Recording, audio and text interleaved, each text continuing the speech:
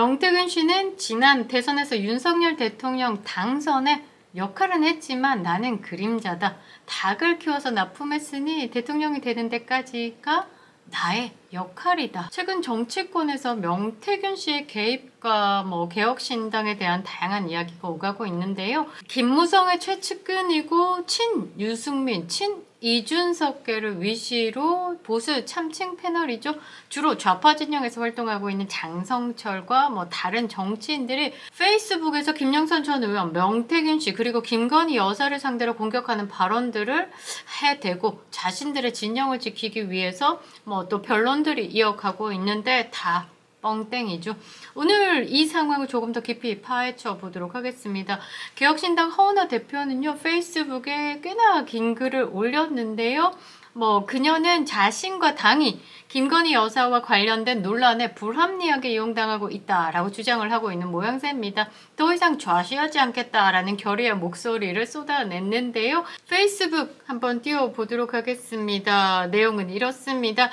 저희 개혁신당을 제물로 김건희를 구출하려는 시도가 도를 넘고 있다. 지금까지 내용이 하찮을 뿐더러 민생도 어려운데 정치권이 가십성 이야기로 떠드는 것은 국민에 대한 도리가 아니라고 생각해 특별히 대응하지 않았습니다.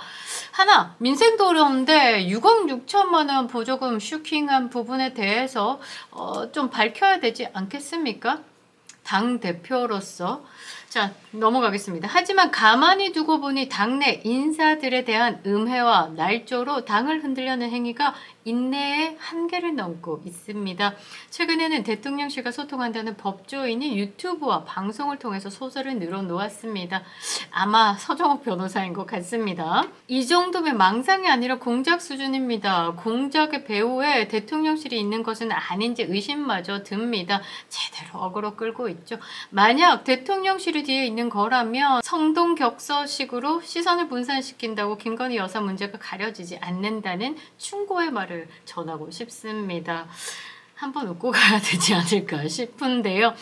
정치권의 가십성 이야기로 개혁신당이 오르내리고 있다라는 건 이준석이 가치 없는 행동을 했기 때문에 개혁신당이 오르락내리락 하고 있다라는 것이죠. 그러면서 왜곡과 날조로 인해서 더 이상 인내를 할 수 없는 지경이다라고 하는데 우리 국민들도 6억 6천만 원이 언제 나올지 꽤나 인내하고 있다라는 것 말씀드리고 싶습니다.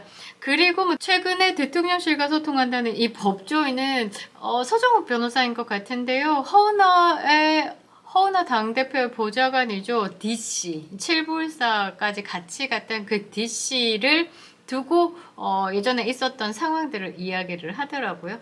국민의힘에서 공천을 받기 위해서 꽤나 노력했던 그 김범준 씨가 개혁신당 영입 인재 1호로 갔다라는 이야기를 펼쳐내기도 했었죠. 아무튼 법적 대응까지 고려하고 있다까지도 이런 취지로 이야기를 하는데 또 허은하 대표가 이렇게 얘기했습니다. 개혁신당과 관련된 이야기가 있다면 저에게 물어보십시오. 숨길 것도 없고 피할 것도 없다라고 선언하면서 방송 인터뷰에도 적극적으로 나설 준비가 되어 있음을 강조했습니다. 그러면서 진실이 자신과 개혁신당 편이기 때문에 결코 비겁하지 않을 것이다 라고 말했습니다. 이거 어디서 많이 들어봤는데요. 이준석이 성상납 무고죄 무혐의가 떨어지고 난 다음에 언론들이 꽤나 많이 다뤄졌습니다. 2년에 족쇄를 풀었다. 그때 이준석이 이런 말을 했었죠. 진실을 알고 있었기 때문에 하나 걱정한 것이 없었다. 너무 웃깁니다. 20차례 이상의 성접대를 받았다. 그러나 증거로 경찰에서 혐의가 있음으로 판단을 한 부분은 2건, 그걸 가지고 무고죄로 검찰에 송치한 부분. 그런데 진실을 믿었기 때문에 하나 걱정하지 않았다. 이준석이 너무 우습습니다. 했어 안 했어에 대한 질문을 할 때 이준석은 이렇게 답했죠. 경찰 조사를 받은 적이 없다. 성상납이 있었다 없었다에 대한 발언은 한마디 하지 않고 김철근을 새벽 1시에 대전 유성에 내려보내서 이준석의 성상납을 제보한 장의사를 찾아가서 7억 투자 각서를 쓰기도 했었죠. 허은하 당대표가 말하는 진실과 이준석의 그 진실과 같은 궤를 하고 있지 않을까라는 생각을 하는데요. 아무리 허은하가 이렇게 나와서 외친들 개혁신당은 숨기는 건 많고 비겁하다라는 반대의 목소리를 받을 수밖에 없죠. 이준석은 뭐 김영선 의원과 김건희 여사와 뭐 주고받았다 뭐 이런 텔레그램 메시지가 없다라고 주장을 하고 있지만 뉴스토마토가 실제로 해당 메시지를 가지고 있었다라고 보도를 했습니다. 이와 관련해서 김영선 전 의원이 이준석에게 직접 메시지를 전달했다라는 한겨레 보도까지 등장했죠. 입만 열면 개구라라는 겁니다. 이러한 보도들은요, 이준석의 주장과 정면으로 배치되고 있고 이준석은 이에 대해 해명이나 고소하지 않고 있다는 점, 이 점만 봐도 문제가 있다라는 것, 비판의 목소리가 커질 수밖에 없는 겁니다. 개혁신당 내부에서도 갈등이 계속되고 있죠. 김범준 비서실장은요, 허은하 대표와 함께 이 문제를 해결하는데 굉장히 소극적인 태도를 보이고 있다라는 지적을 하고 있습니다. 허은하 대표가요, 최근 휴대폰 보는 장면이 떴죠. 김범준 비서실장이 보낸 메시지가 포착된 겁니다. 화면에 띄우도록 하겠습니다. 그 내용은 상당히 조속한 표현과 함께 당 내부 문제를 여실히 드러내는 것이었죠. 개혁신당 내 불완전한 상황을 그대로 보여주는 겁니다. 실제로 얼마나 단합되지 못하고 있는 상황인지 상징적으로 보여주는 사건이 아닌가 싶은데요. 한편 개혁신당과 관련된 다양한 정치인들의 입장도 뭐 터져 나오고 있죠. 명태균 씨는 2020년부터 경남 지역에서 선거에 출마한 인사들과 교류를 통해서 여론조사 명부를 제공하겠다라고 제안했다라는 주장을 펼쳐내기도 했습니다. 특히 명태균 씨가 2021년 이후에 국민의힘의 중요한 선거들에서 여론조사를 주도해 왔다는 점을 강조하기도 했죠. 이 여론조사들은 짧은 시간 안에 집중적으로 진행되었다. 그래서 이것을 해석해보면 특정 후보에게 유리한 결과를 만들기 위한 의도로 해석할 수밖에 없다라고 이야기를 펼쳐냈습니다. 특히 명태균 씨가 이끄는 여론조사 방식이 매우 짧은 시간 동안 진행되는 것이 특징인데 보통 여론조사는 2일에서 3일 정도 진행되지만 명태균 씨의 여론조사의 경우 하루 안에 끝나는 경우가 많다라고 이야기를 합니다. 예를 들어 2022년 1월 4일의 여론조사를 보면요. 오후 6시부터 9시 50분까지 단 4시간 동안 바짝 진행되었고 이런 여론조사 방식은요. 여론을 제대로 반영하기보다는 특정 결과를 만들어내기 위한 것으로 보여지죠. 이러한 방식으로 정치적 이익을 추구했다라는 의혹을 받고 있습니다. 또한 명태균 씨가 진행했던 여론조사들 좀 보면요. 일부는 특정 시간대에 집중적으로 이루어졌다라고 합니다.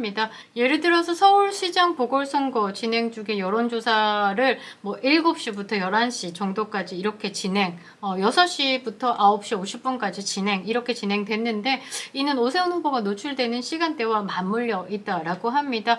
특정 후보가 유리한 상황에서 여론조사를 진행한다라는 건 그 해당 후보에게 유리한 결과를 이끌어내는 전략으로 해석될 수밖에 없는 거죠. 이러한 여론조사 방식은 정치적 공정성을 해칠 수 있는 요소로 작용하고 있습니다. 이에 대한 개선이 좀 필요하다는 목소리가 나오고 있는데요. 정치권의 여론조사는 국민의 목소리를 반영해야 하지만 특정 인물에게 또는 특정 정당에게 유리한 방식으로 조작될 수 있음을 보여주는 예가 아닌가 싶기도 하고요. 민주주의 근간을 위협할 수 있는 것이기도 합니다. 좌파 진영에서는 이준석의 당대표가 되기까지 갑자기 일어난 이준석의 돌풍도 뭔가 조작이 된 것이다 라면서 명태균 씨의 예를 들기도 하는데요. 이거는 한번 봐야 되는 것이라고 저는 보고 있습니다. 결론적으로 개혁신당과 명태균 씨를 둘러싼 논란은 단순한 정치적 다툼을 넘어서 여론조사의 신뢰성 문제로까지 번져지고 있다라는 것이죠. 앞으로 이 논란이 어떻게 전개될지 지켜봐야 하지만 명태균 사장님, 이준석이 발 빼려는 모양새, 그리고 이 부분에서 벗어나고 싶어하는 발악, 그런 몸부림 이런 것들이 느껴지네요. 지금으로서는 개혁신당이 직면한 이런 도전이 상당히 큰 것처럼 보입니다.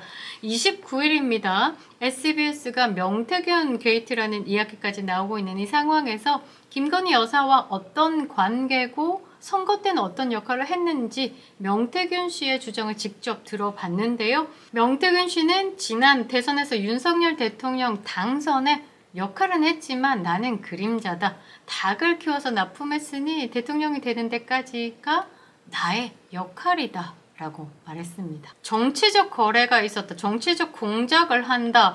부도덕함을 부각시키려고 했던 개혁신당의 선을 긋는 모양새죠. 오늘은 여기까지입니다. 더 많은 팩트가 밝혀질 때까지 계속해서 상황을 주시하겠습니다. 김영윤TV였습니다.